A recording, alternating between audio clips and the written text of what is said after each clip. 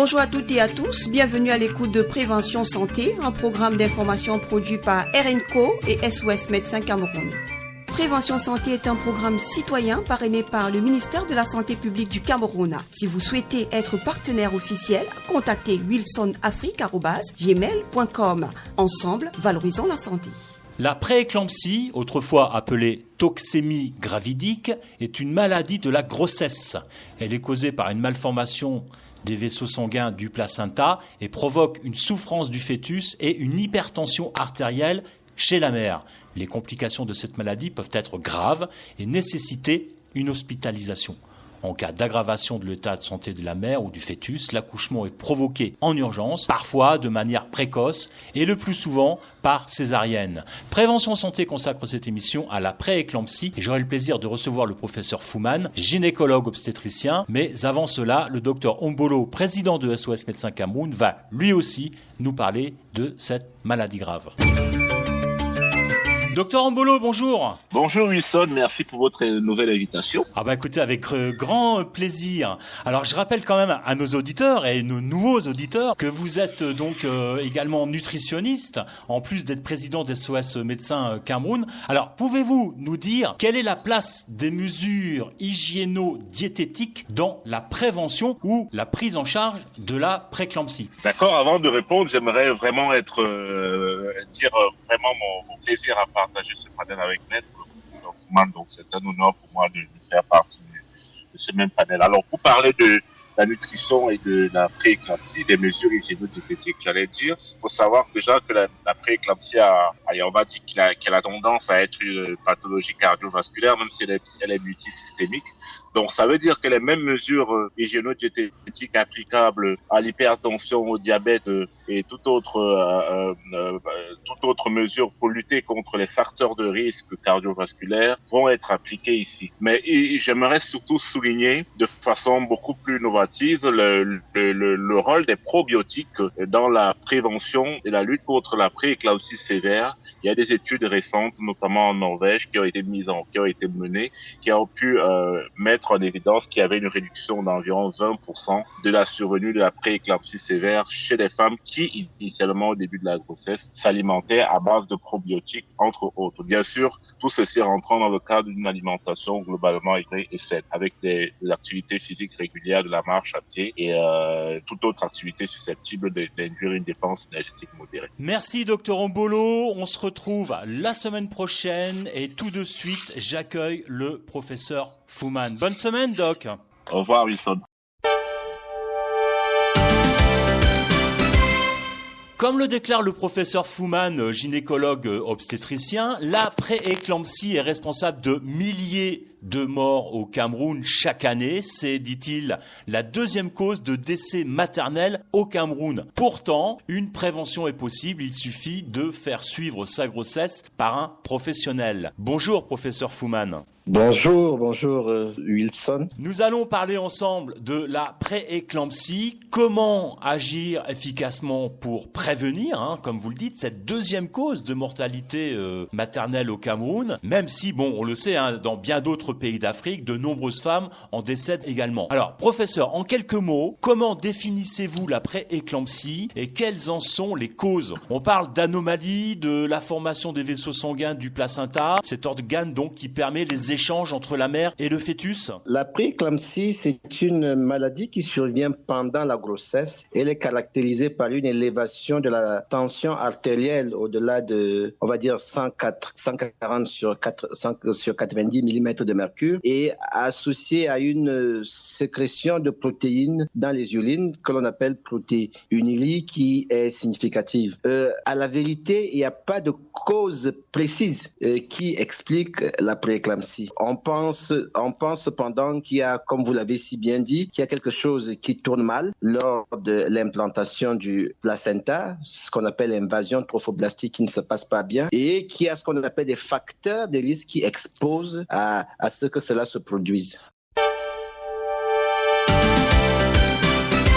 Justement, professeur, on va en parler de ces risques de pré-éclampsie. On parle, il y a plein de choses, hein. On parle de la première grossesse, on parle de l'obésité, de l'hypertension artérielle chronique, on parle encore de maladies rénales chroniques, mais les facteurs de risque semblent être vraiment nombreux, professeur. Effectivement, il y a beaucoup de facteurs de risque. On va peut-être parler de ceux qu'on appelle facteurs de risque majeurs. Ouais. Oui, c'est d'abord l'antécédent personnel d'hypertension, l'antécédent familial d'hypertension, l'antécédent personnel de prééclampsie lors des grossesses antérieures, les grossesses multiples, c'est-à-dire les grossesses gémellaires, la drépanocytose, une maladie rénale préexistante ou tout simplement une albuminurie, une sécrétion d'albumine dans les urines importante, un âge maternel jeune, c'est-à-dire que lorsqu'on a des grossesses avant 18 ans, ou alors de l'autre côté, un âge maternel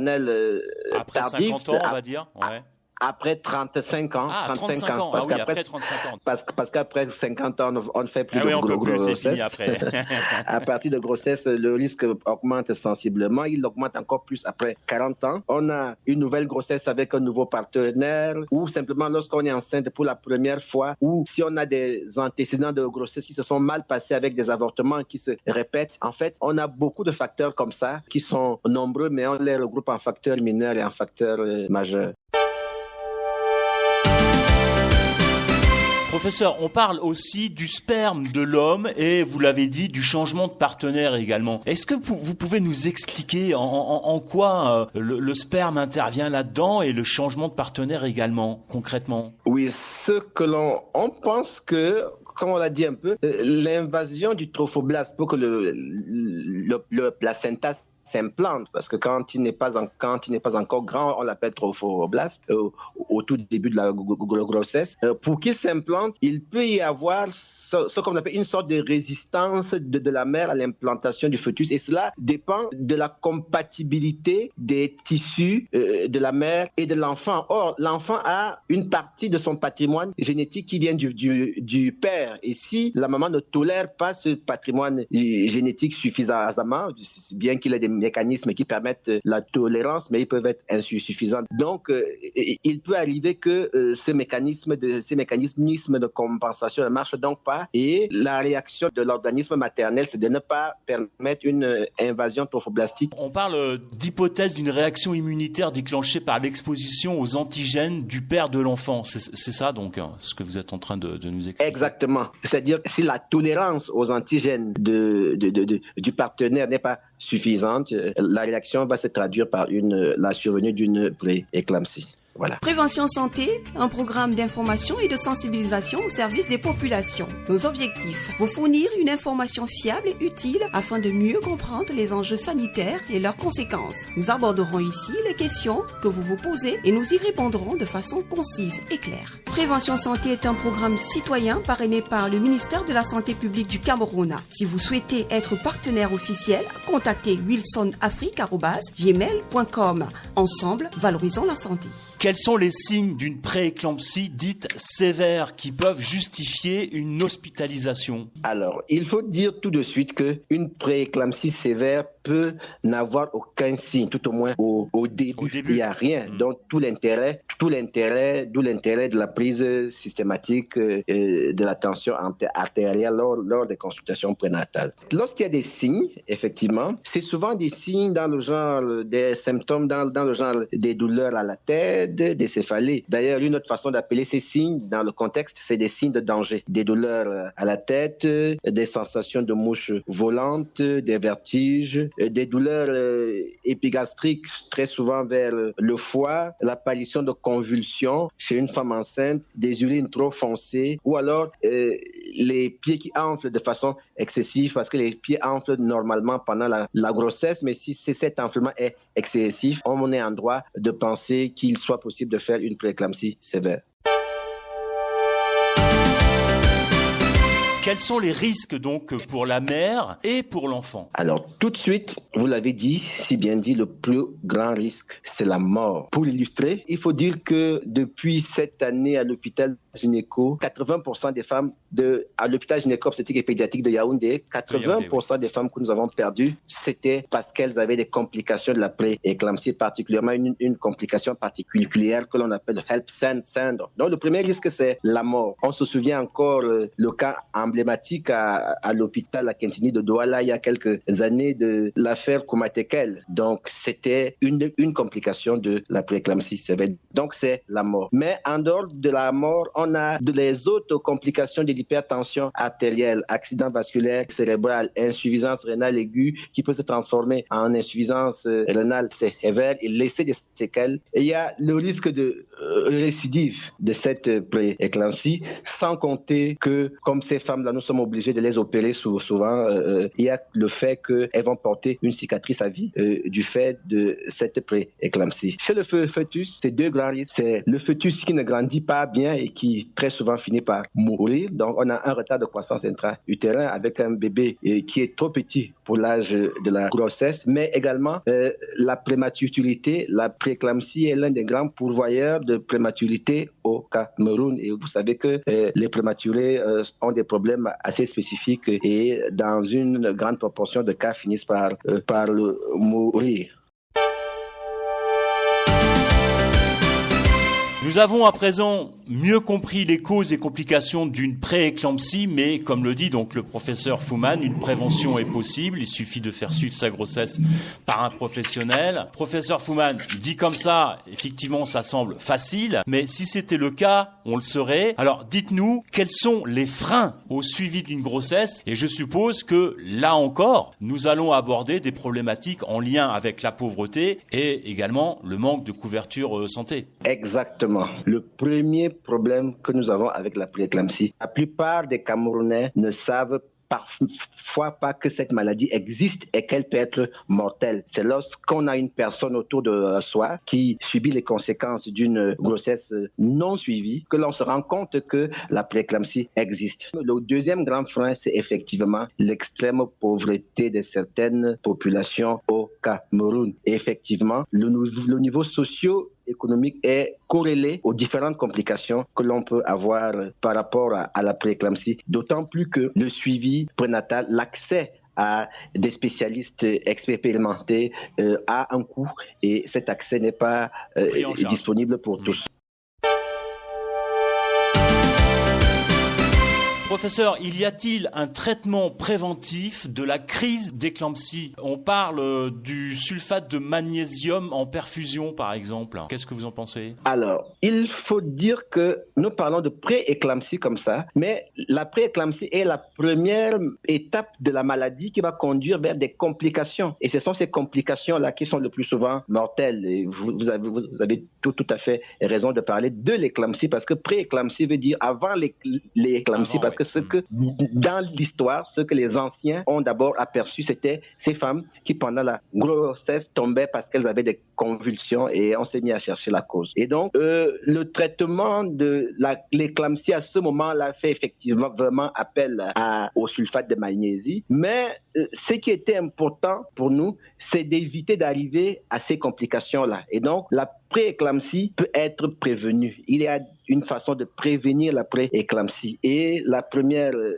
façon de le faire, c'est de faire des consultations prénatales. Au cours de la consultation prénatale, le praticien va identifier les facteurs de risque. Nous avons parlé de quelques-uns d'entre eux. Et va les classer en facteurs majeurs et en facteurs mineurs. Si vous avez un seul facteur majeur ou deux facteurs mineurs, on va mettre la femme sous prévention. Et la prévention existe, elle est toute simple, recommandée par l'Organisation mondiale de la santé. C'est l'aspirine à faible dose, 75 à 150 mg, une fois par jour. C'est des doses très petites qui n'ont aucun effet indésirable, mais c'est également le calcium 1 à 2 grammes par jour pendant toute la durée de la grossesse. Avant de se quitter, professeur, on va parler un petit peu de l'avenir. Un gène de la pré-éclampsie a été identifié, c'était en 2005. Il s'agit de, je cite, un STOX1, mais il n'est pas le seul, puisque une quinzaine de gènes semblent impliqués dans la maladie. Alors, professeur Fuman, en quelques mots, dites-nous comment on avance dans les recherches concernant la pré-éclampsie. Alors, il y a beaucoup de choses qui se font. Il faut savoir que la recherche se fait tous les jours et les résultats dont vous venez de parler, qui sont tout à fait intéressants, sont en accord avec les connaissances empiriques qui savaient déjà qu'il y avait au moins un facteur familial et diétaire, puisqu'une bonne partie de nos malades se recrutent dans la population des femmes ou des filles qui ont des antécédents d'hypertension ou de prééclampsie dans la famille. Tout ce qu'on peut souhaiter, c'est qu'on a espoir que de nouvelles stratégies de prévention et de traitement puissent émerger de ces recherches. Malheureusement, le Cameroun n'est pas pionnière dans la recherche en question, mais on espère que les praticiens camerounais vont se réveiller parce que cette maladie fait beaucoup de ravages dans notre pays. Merci beaucoup, professeur Fuman. Je rappelle que vous êtes gynécologue obstétricien. On remercie également le docteur Ombolo, président de SOS Médecins Cameroun et nutritionniste. Prévention Santé, c'est fini pour aujourd'hui. Merci à toutes et à tous de votre écoute.